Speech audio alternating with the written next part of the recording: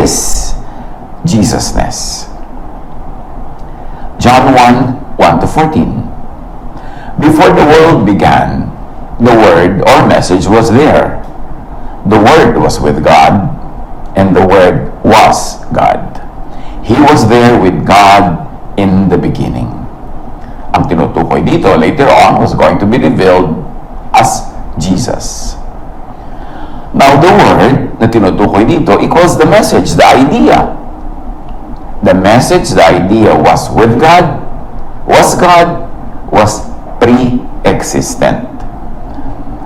Hindi madaling maunawa ang dyan lalo ang chapter 1, kasi maraming technical terms, syempre merong issues of translation, may issues of interpretation.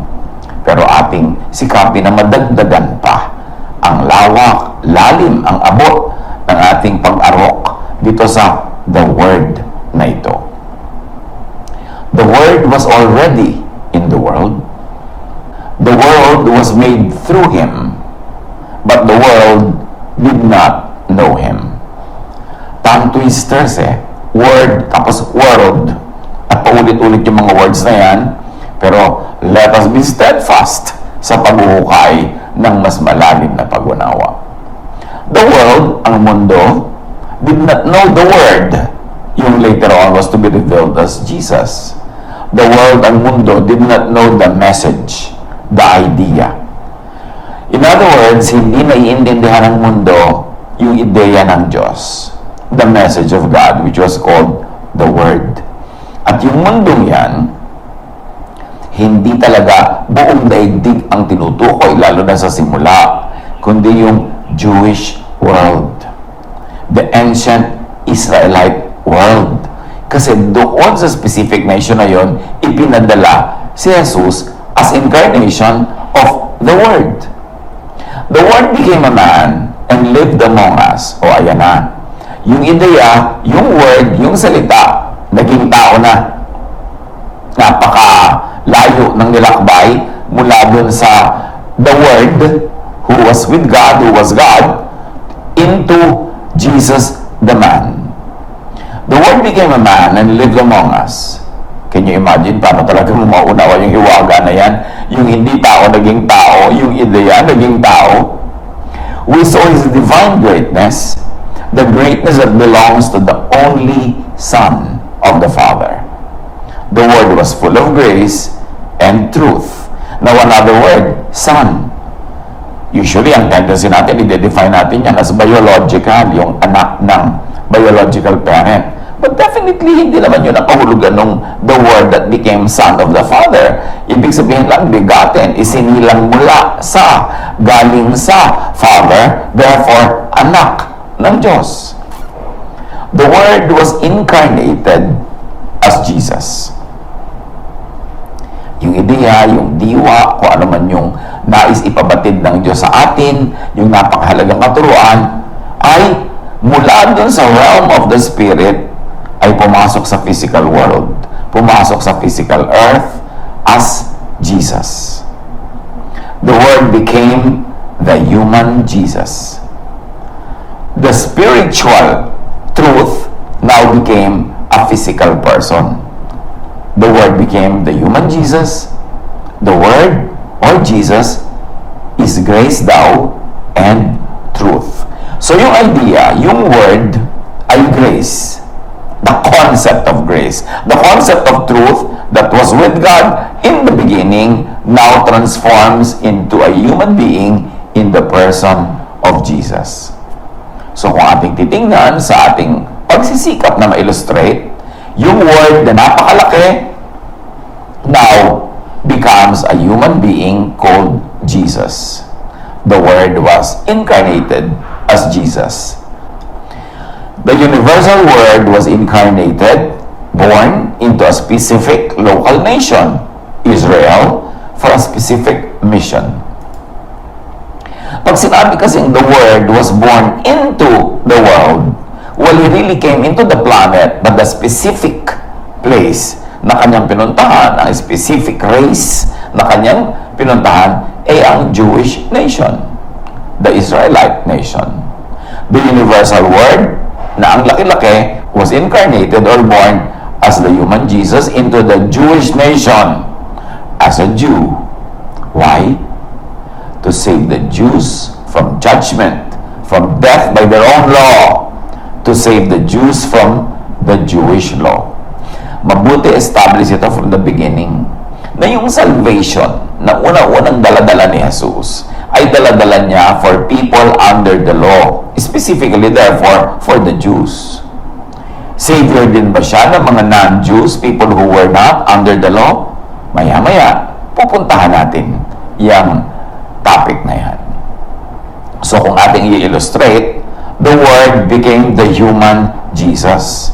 Yung lumulutang doon sa kalawakan, yung invisible spiritual word, idea, concept, grace, truth, now became a human person called Jesus, specifically sent to Israel, to the Jews, to the people who were under the law, so that those who were under the law could be saved from their own law. Galatians 4:4-5. But when the time was right, God sent His Son, meaning the divine Word, and a woman gave birth to Him. So the Word became human. His Son obeyed the law as a Jew, so He could set us free. This is referring to the Jews, the people under the law, free from the law. Ulitin natin. But when the time was right, God sent His Son, and a woman gave birth to Him. His Son obeyed the law, so He could set us free from the law. Yung us na yun, the Jews, the people who were under the law. In other words, Jesus obeyed the law to set free from the law those under the law, meaning the Jews and non-Jews or Gentiles who later adopted the Jewish law. Ganyan naman kasi ang nangyari sa mga mananampalataya eh. Jesus was sent to set the Jews free from their own law, pero may mga naging Christians na later on, hindi naman sila Jew, pero nagpaka-Jew. Hindi naman sila under the Jewish law, pero bigla silang nagpa-under sa Jewish law. Therefore, kailangan na rin silang iligtas like the Jews. Kaya, naging Savior si Jesus, both non-Jews and Gentiles. Yung Gentiles na hindi naman under the law, bakit po kailangan silang iligtas under the law? Pwede mo silang iligtas under their own laws or the other laws known to them, known in their culture and prevalent and effective in their culture, but not under the Jewish law. But because many Christians thought that to be Christians, they too had to be Jewish, they placed themselves under the law and therefore now also needy of salvation from those laws. Galatians 4:4-5 sa pagpapatuloy, pagbawakas, and we could become God's children. Para daw maging anak ng Diyos, kailangan mailigtas ka dun sa law. Kasi yung law ang humahati mula dun sa mga Hudyo na ito sa pagiging anak ng Diyos. Their failure to obey the law, the punishment of the law, the curse of the law, prevents them from enjoying a family, a filial relationship with God. And so Jesus was sent to them to save them from their loss so that they could become God's children. The Jews had to be freed from their law so they could become God's children. For them to become God's children before they could become God's children. Galatians 4:4-5. But when the time set had fully come, God sent His Son, born of a woman, born under the law, to redeem those under the law, that we might receive adoption to sonship. Pakalimilimin natin yan. Jesus was sent to redeem those under the law, and the Jews were those under the law. So Jesus was sent to redeem the Jews, to set the Jews free from their law, to save them from the punishment of their own law, para maging mga anak sila ng Diyos. John 1, sa pagpapatuloy, verse 11, He came to the world that was His own, and His own people did not accept Him. So, sino tinutukoy dito na His own people, the people of Jesus? The Jews. Because He was born a Jew, therefore, ang tatawaging people niya ay yung Jews. Why was he born a Jew? Because he was sent to save those under the law from their own law. At paulit-ulit natin sinasabi para lumubog at mag-ugat sa malalalim na mayamang garden ng ating isip.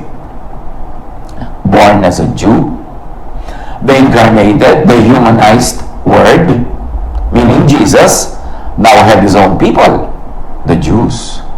Pag kiniklaim kasi ng iba na Jesus is a Jew, Jesus was a Jew, therefore kami mga Jew lamang ang mga anak ng Diyos, therefore kami Jew lamang ang mga special. Jesus was born as a Jew to save those Jews from their own laws. But Jesus was also sent to everyone else, to non-Jews. And therefore to non-Jews, Jesus is not a Jew. Para rin sinabi ni Paul, to the Jews, I was a Jew. I became a Jew. To the slave, I acted like a slave. Para lang daw madala niya ang pag-ibig ng Diyos sa mga tao. Hindi ganoon din si Jesus. Kasi nung una, kung inuna man ni Jesus na turuan ng mga Hudyo, sinabi niya, go only to the lost sheep of Israel.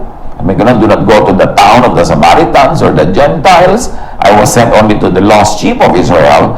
Ang phase 1, part 1 ng kanyang program, ng kanyang mission, is to save the Jews from their own laws.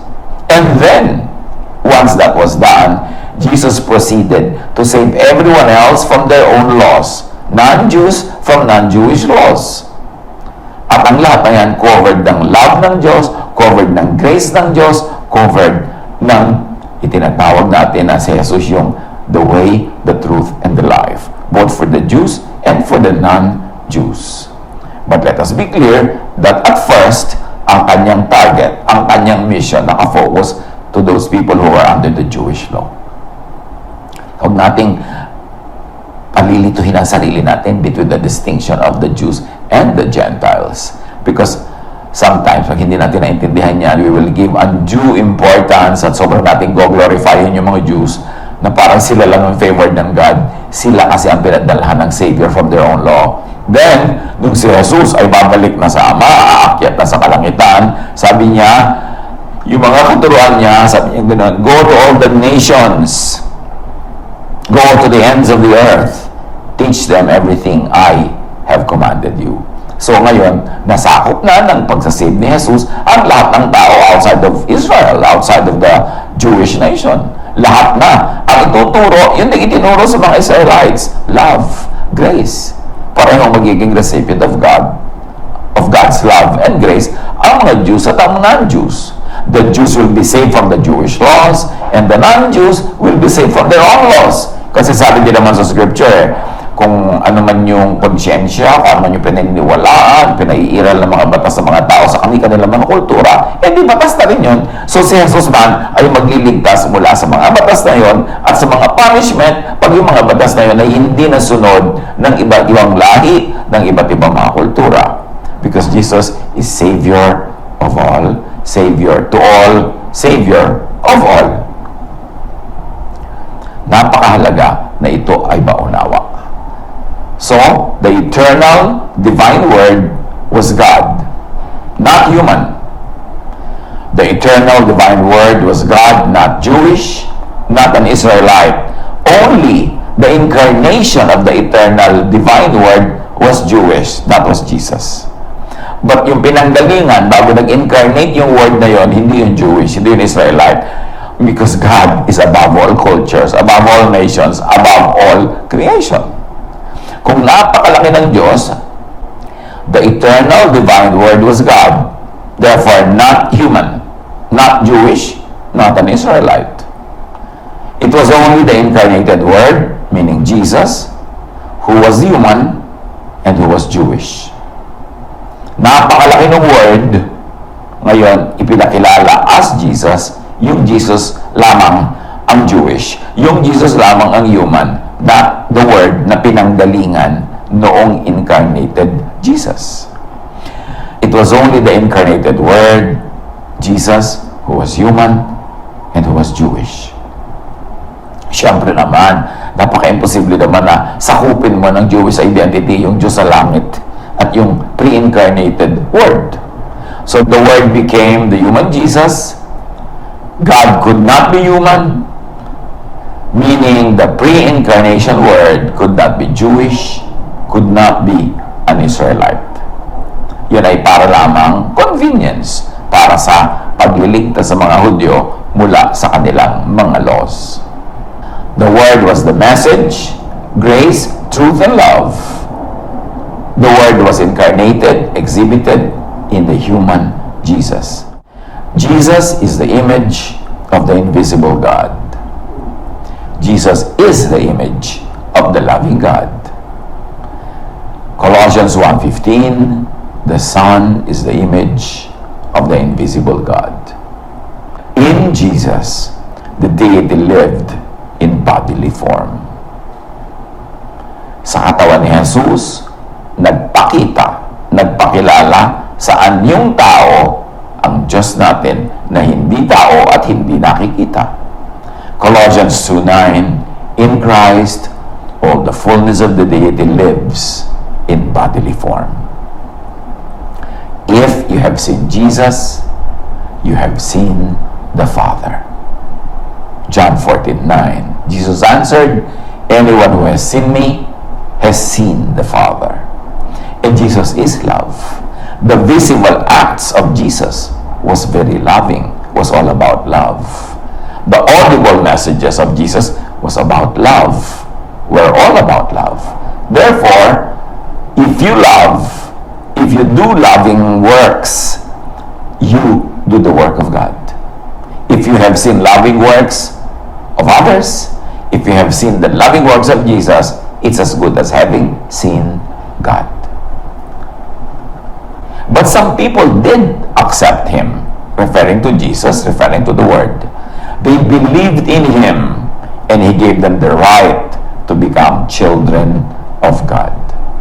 So, noon pa lang naniwala ang mga Hudyo na ito kay Jesus, doon pa lang sila nabigyan ng karapatan na maging mga anak ng Diyos.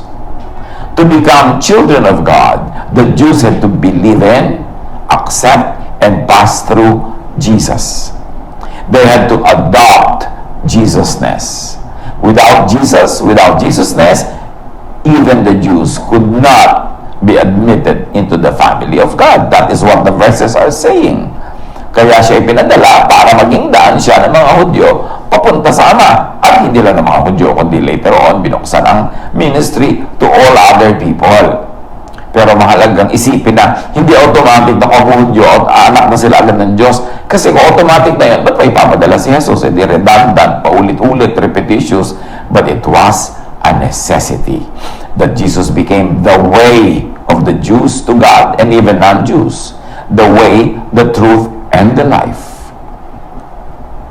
They became God's children, but not in the way babies are usually born.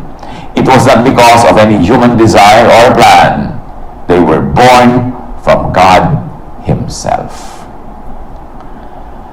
Bakit natin ito pinapaulit-ulit? Mas masarap naman at mas madaling mag-usap ng mga bagay na madaling maintindihan. Halimbawa, yung mga himala, yung mga pagpapakain, mga pagpapagaling, mas madali tayong mag-relate. Pero itong mga mas mahihirap maunawa mga katuruan na ito, mga intangible, mga ideas, ito ang napakagandang maunawa para maging pundasyon ng ating pananalig, ng ating paniniwala, at ng ating kilos at gawa. Understanding how the Word becomes Jesus and Jesusness, how Jesus and Jesusness saves from the law, affects adoption and entry into God's family, how Jesus and Jesusness works, is all important in understanding and enjoying God's grace. Pag naunawa ng lubos, pag nadagdagan ng pangunawa, kung paano yung Word ay naging Jesus, at kung paano yung God who is loving, who is the Word, became Jesus, who was full of love, pag naunawa yun, doon pa lang natin makikita, ma-appreciate, maipapamuhay yung freedom, yung rest. That is the fruit of knowing that God loves us, of accepting God's unconditional love that accepts us unconditionally. At doon pa lang tayo magkakaroon ng kapayapaan, katahimikan. It will define our relationship with ourselves, with God, and with others. This understanding shapes and colors a Jesus believer's quality of earthly life, dynamics and relationship with other people, beliefs, philosophy, attitude, and behavior, spiritual, mental, and social life. Doon nakasalalay ang napakarami mga bagay. Kaya marami mga tao, pag tumagal na yung kanilang pagiging involved sa pag-aaral ng Biblia, sa pagsunod-sunod sa mga nagtuturo, pag-join ng mga fellowship, mga worship, maraming minsan ay nagtataka, bakit parang wala nangyayari sa buhay ko? Parang nung una lang, nagkaroon ako ng parang honeymoon period. Pagkatapos, pababa na ng pababa o nag-plateau na, hindi na nag-improve. Bakit mahina pa rin ako tulad ng dati? Bakit failure pa rin ako tulad dun dati? Bakit struggling pa rin ako tulad dun dati? Maraming ganun mga tanong at maraming mga pagdududa na isinisilang mula sa kakulangan ng paglago sa unawa, sa pagkakaintindi kay Jesus at sa hiwaga ng Word that became flesh. At yung flesh na yon is the incarnation of God's love. Dapat nating pagsikapan na mas maunawa ito.